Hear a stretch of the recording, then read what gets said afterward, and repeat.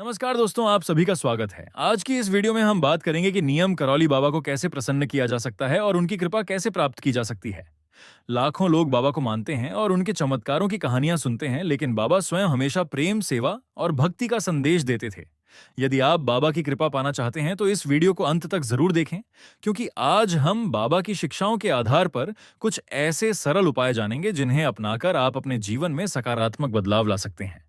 दोस्तों, नियम करौली बाबा की सबसे प्रसिद्ध शिक्षा थी, सबसे प्रेम करो, सबकी सेवा करो और भगवान को याद रखो। बाबा का मानना था कि हर इंसान में भगवान का अंश मौजूद है।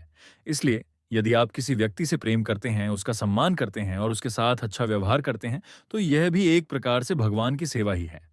बाबा को प्रसन्न करने का पहला और सबसे बड़ा उपाय है कि अपने मन में किसी के प्रति नफरत न रखें।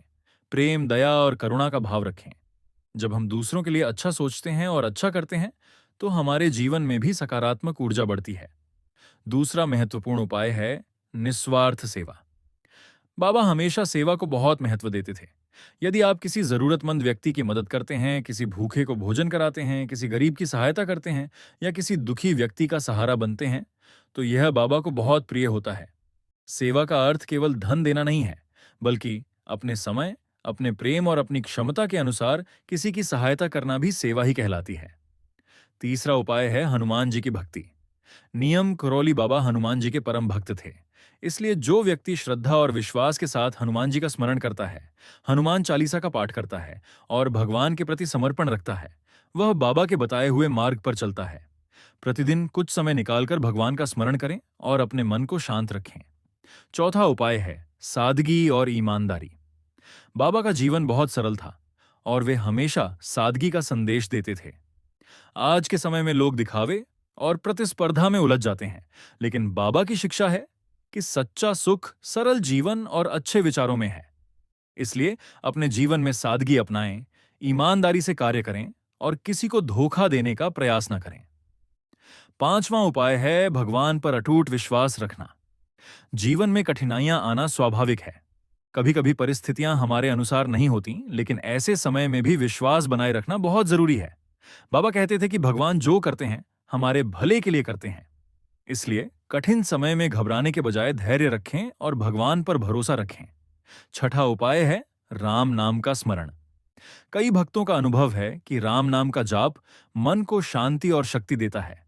सुबह या शाम कुछ समय निकालकर श्रद्धा के साथ राम नाम का स्मरण करें। इससे मन में सकारात्मकता बढ़ती है और आध्यात्मिक शक्ति का अनुभव होता है।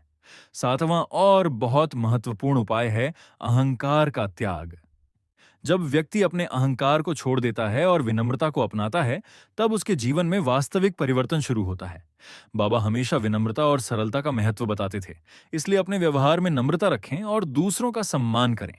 अंत में बाबा को प्रसन्न करने का सबसे सरल उपाय है सच्चे मन से प्रार्थना करना। किसी विशेष चमत्कार या कठिन साधना की आवश्यकता नहीं है। बस प्रतिदिन कुछ मिनट शांत बैठकर भगवान और बाबा को याद करें, अपने मन की बात कहें और उनके प्रति श्रद्धा रखें। सच्ची भक्ति, प्रेम और सेवा ही बाबा तक पहुंचने का सबसे सुंदर मार्ग है। दोस्तों, नियम करौली बाबा को प्रसन्न करने का रहस्य प्रेम, सेवा, भक्ति, सादगी, विश्वास और विनम्रता में छिपा हुआ है।